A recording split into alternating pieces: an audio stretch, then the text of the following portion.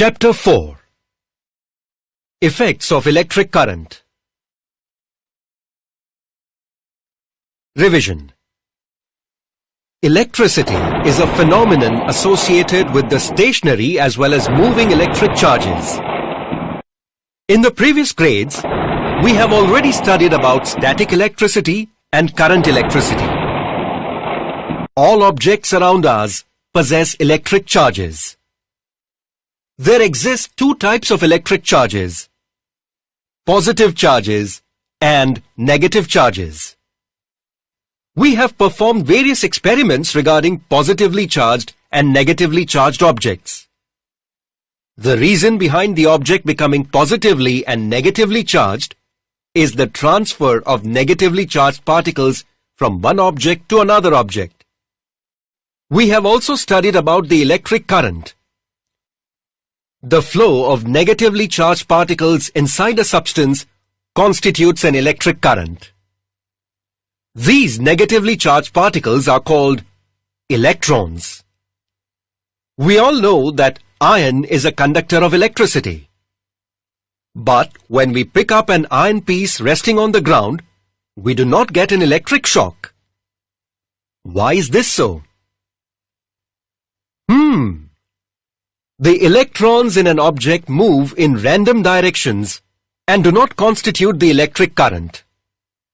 This is because if an object is not connected to a cell, the electric force does not act on the electrons. Thus, electricity does not flow through it. In some materials, the electric charges can flow easily through the material, whereas in some materials, charges cannot flow.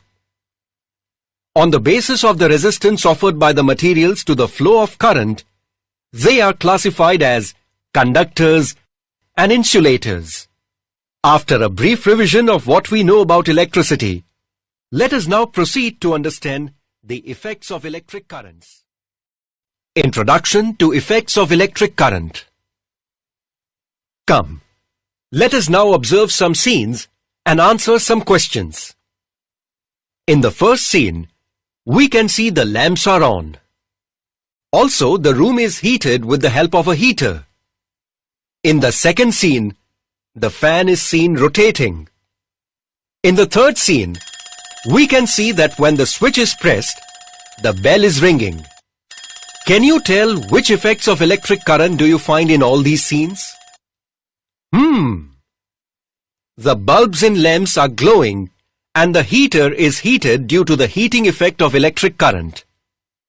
The fan is rotating and the bell is ringing due to the magnetic effect of electric current. In this chapter, we are going to learn about these effects of current. We shall also study about an electric current flowing through a conducting wire, an electric current flowing through a resistor, electromagnetic induction, electric motor and generator. Come then, let us start with the concept of energy transfer in an electric circuit. Energy transfer in an electric circuit. Let us perform an activity to understand about this concept. To perform this activity, we require a voltmeter, an ammeter, two electric cells of 1.5 volts each, electrical resistance having value of 1 ohm, some connecting wires and a plug key.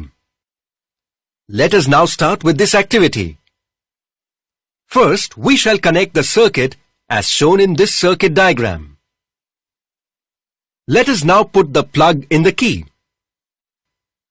What do we observe? As soon as we put the plug in the key, there is deflection in the ammeter as well as in the voltmeter. Let us first note down the value of the current, that is I. It is 0.3 ampere. The voltmeter shows the value of 3 volts. That means the potential difference, that is VAB, between the two ends A and B of the resistance is 3 volts. The potential at A is higher than the potential at B, as the point A is connected to the positive electrode of the cell and the point B to the negative electrode of the cell. If a charge Q flows from A to B, then the work done on Q while going from A to B can be calculated using the formula. Potential difference between the 2 points is equal to work upon total charge transferred. Let VAB be the potential difference between 2 points A and B. Thus, work done while going from A to B is equal to VAB Q. Do you know from where does the energy come to do this work? You are right. The energy comes from the cell connected in the circuit. The cell gives this energy through the charge Q to the resistance where work VABQ is performed. If the charge Q flows from A to B in time t, that is, the work is performed in time t, then during that time, the energy VABQ is given to the resistor. The energy received by the resistor is converted into heat energy, due to which the temperature of the resistor is increased. Let us now study the expression of electrical power from the earlier circuit. Electric power is that energy per unit time converted by an electric circuit into another form of energy. Electrical power is denoted by the letter P. Thus, P is equal to electrical power, which is equal to energy divided by time required, that is equal to VAB into Q upon T. Since Q by T is equal to I, therefore, P is equal to VAB into I. Let this be equation 1. The source of energy, the cell, gives in time t the energy P into T to the resistor. If I is the current flowing continuously through the circuit, the heat produced in the resistor in time t will be H is equal to P into T. Therefore, H is equal to VAB into I into T. Let this be equation 2. Now, according to Ohm's law, VAB is equal to I into R. This is equation 3. Therefore, H is equal to VAB square into T by R. This is equation 4. Similarly, H is equal to I into R into T. Therefore, H is equal to I square into RT. This is equation 5. H is equal to I square RT is called Joule's law of heating. Joule's law states that the quantity of heat H generated in a conductor of resistance R when a current I flows through the conductor for time t is directly proportional to the square of the current resistance of the conductor and the time for which the current flows. Come, let us know about the unit of electrical power. Unit of electrical power. As seen earlier, electrical power is given as P is equal to VAB into I, that is equal to volt into ampere. This is equation 6. 1 volt can be written as 1 joule upon 1 coulomb and 1 ampere can be written as 1 coulomb upon 1 second. This is equation 7.